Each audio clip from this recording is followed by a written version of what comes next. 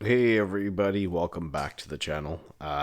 This video is about 6 months in the making, where we threw on Turtle Axe's graphene ceramic graphene paste wax, forgive me, and put it up against 4 other waxes, including Colonite 476S, Built Hamber Finismax, Autoglim HD, not UHD, just the old one, and Contact 121. Just to see how it compared, because it's kind of a smorgasbord of ingredients on that guy. But 6 months on, you know, that's coating type territory for durability when it comes to real world, at least. So it's gonna be very interesting to see how they're doing. I've seen the hood in the rain. I've only washed it a couple times in the 6 months, if I'm perfectly honest with you. It has been very neglected for another reason, which is cleaning tests. So not a clean car, not a clean hood.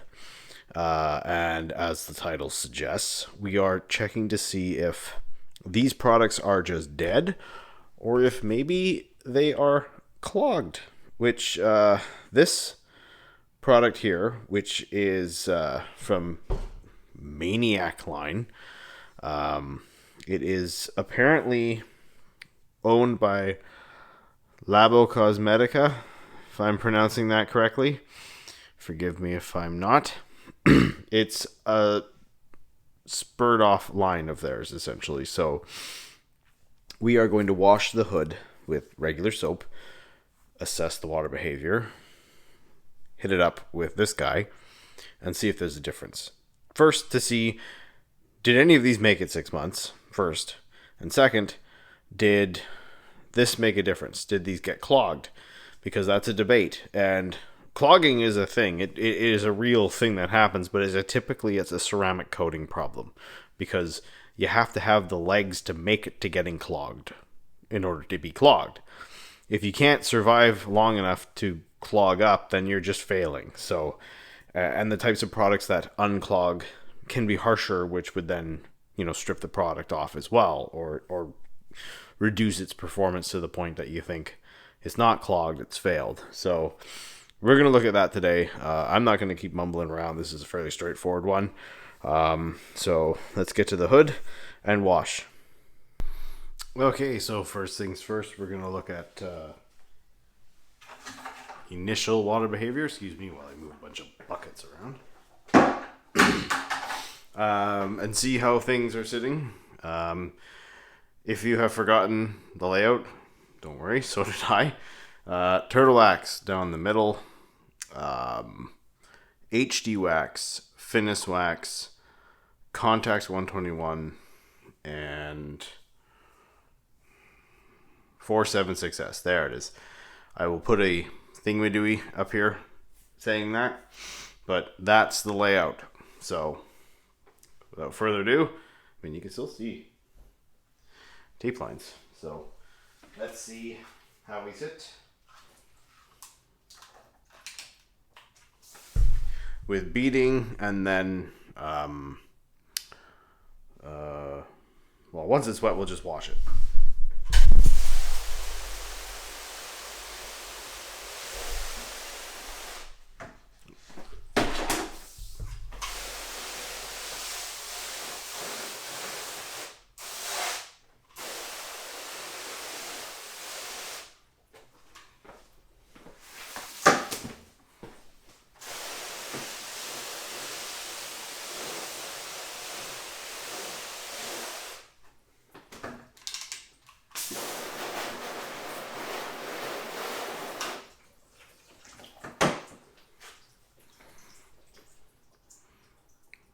So as you can see, not a lot of stories to tell when the hood's wet. So I'm going to pause the recording, mop my floor, wash it, and then we'll punch back in at the rinse. Okay, so floor is mopped, hood is washed. It is rough feeling. It's been 6 months. I currently park near some trains, not above them like I did before, but near them.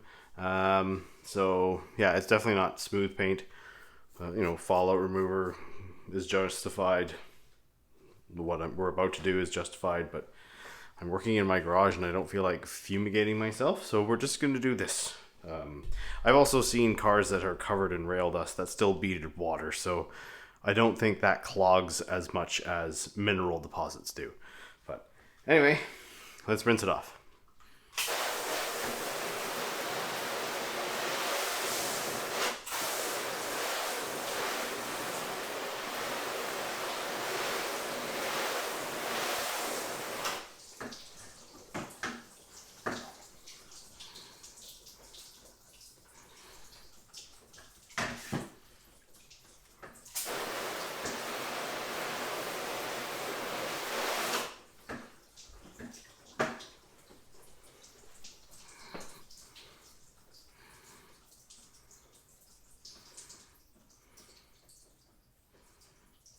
Hmm.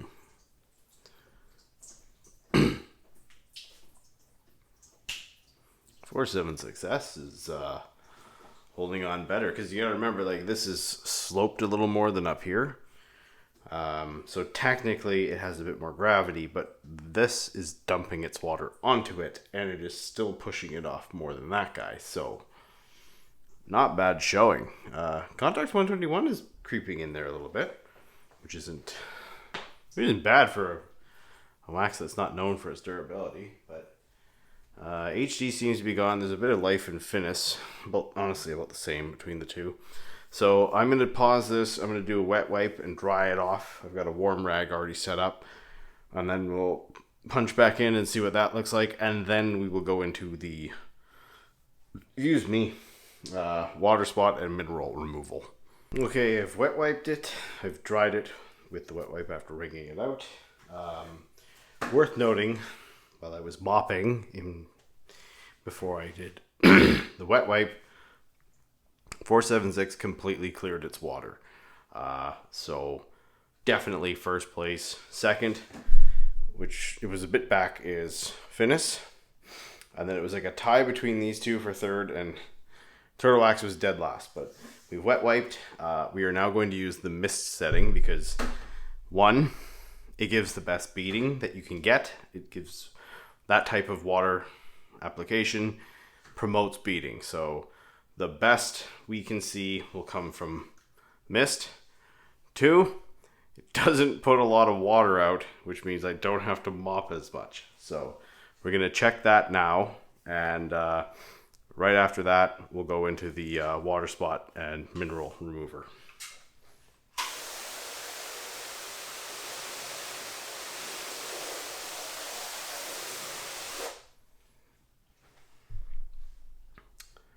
So it's beading, it's sheeting it off, but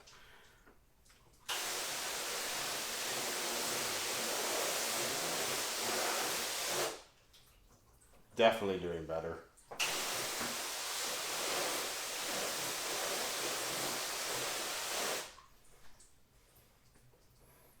Also doing better, though not nearly as much.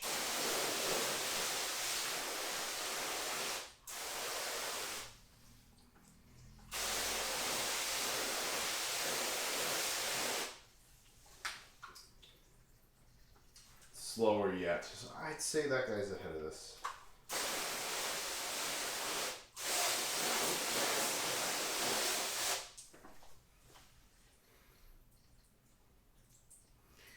Yeah, so 1, 2, 3, 4 and 5, maybe 4 is tied between these two.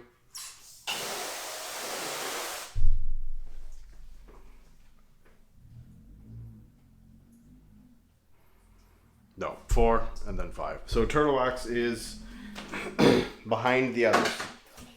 So I'm going to mop one more time, wet wipe one more time, and then we'll apply the mineral remover using its instructions. Okay, so I read the instructions. Spray it onto a cool, clean, dry surface. No more than 30 seconds, and then wipe off with a damp microfiber. So we're going to get right into it and see how it looks.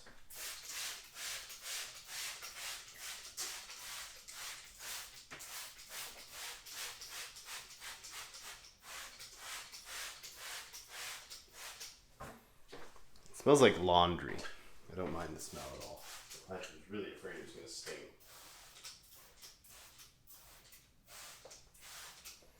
So, gonna give it 30 seconds. We'll punch in after the wipe off. Okay, so it's been applied, set for 30 seconds, wiped around, wiped off, and then I wrung out the rag like 3 times, and after each wring out, sopped up stuff just to try and get as much off as possible. Because rinsing it all off in here is going to be a moppy nightmare. But anyway, after you do that with the damp rag, you go over with the dry rag. So that's what I've done, and you're just seeing some moisture residue because it's kind of a steam room in here with the amount of water moving around. But now we're going to check it again with the beating thing. If I see foaming, I'll keep rinsing it until I think I've rinsed off the rest of that chemical. Again, I wouldn't use this in a dry scenario. After a wash with a rinse after maybe using it would be probably the best bet. But without further ado,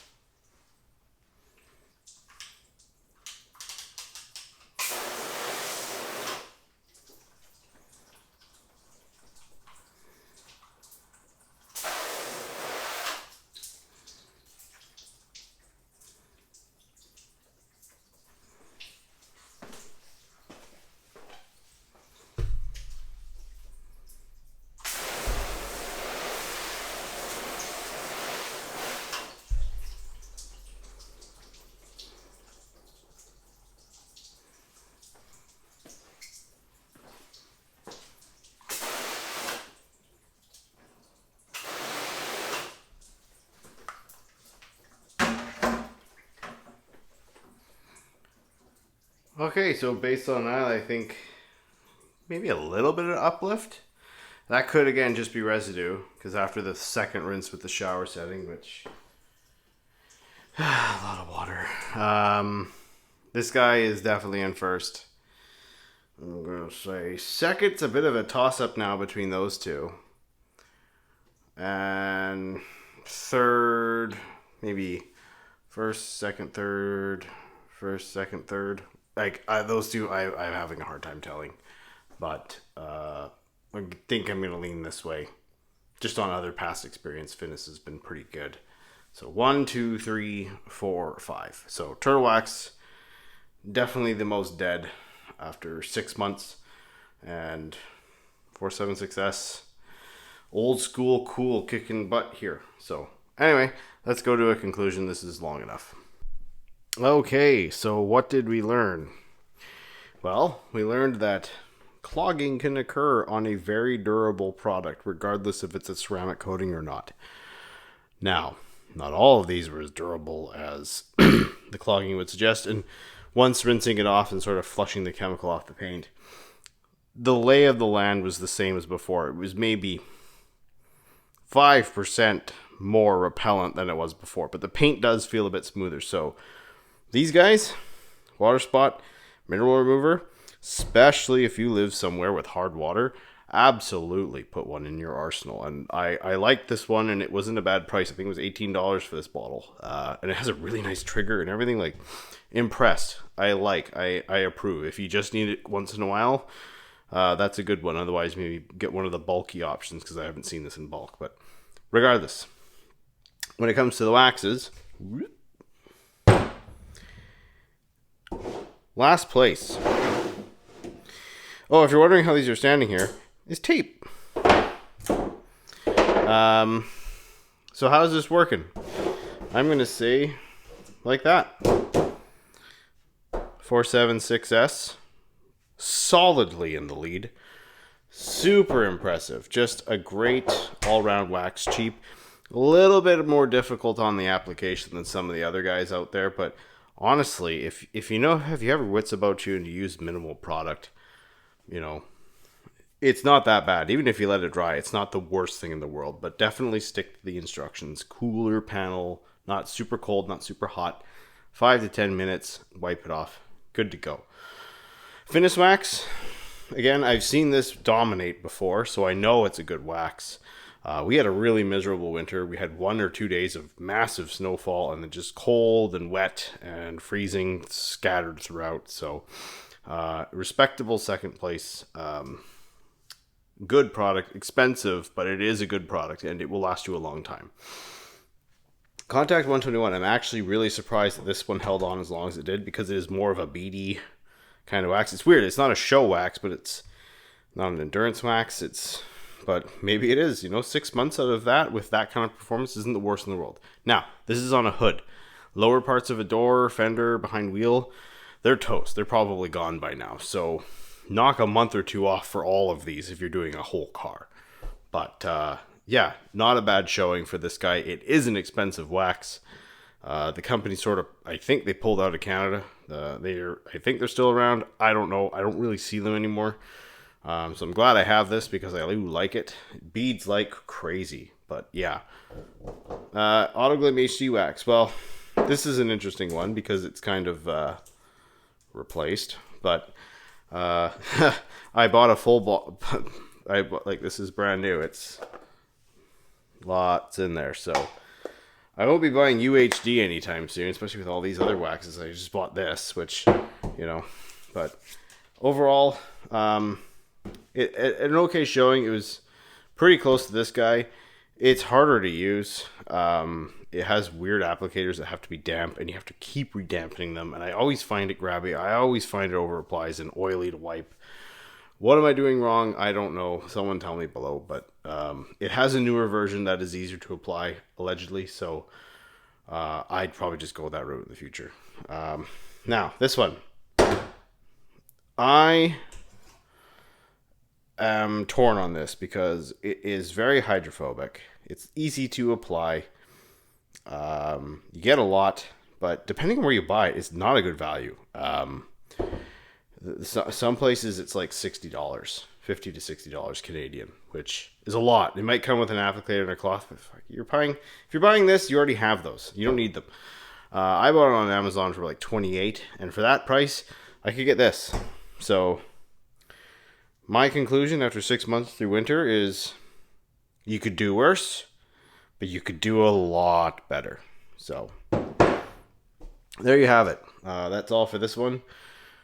I know a lot of videos, kind of short notice. I haven't forgotten about things. I'm getting back in the game. I'm getting the juices flowing again. So it's been winter and busy, cold, kids and all that crap. But we got some other stuff coming up. We got some Caraco products. I got 3 different Caraco products I'm testing. Not there's full-blown coating, but they're other guys. I have a special product coming from the States that I have not been able to find in Canada, and I'm super excited to have it. I'm super excited to do this video and really rebut everything I've seen about this product so far. So no spoilers, but look out for that. Should be here in a week or 2 at the most, and it'll be a good one. And next weekend, I'm picking up another product, which I've now found locally to me that a lot of people who are Sonex fans really want me to get. So thank you for watching. I know I'm rambling and this video is getting long, but thank you again for watching. We'll see you in the very near future.